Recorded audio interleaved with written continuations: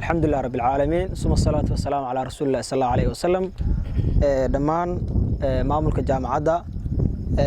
معلمينتا hawlwanaadana kala duwan marti sharafta ka soo qayb gashay xafladda jaamacadda City Code mar labaad iyo mar saddexaad ba waxaan ku salaamayaa salaanta islaamka assalaamu alaykum waraxmatullaahi wabarakaatuh salaan kadib runtii caawa aad iyo aad baan ugu faraxsanahay anigoo kamid ah ardayda jaamacadda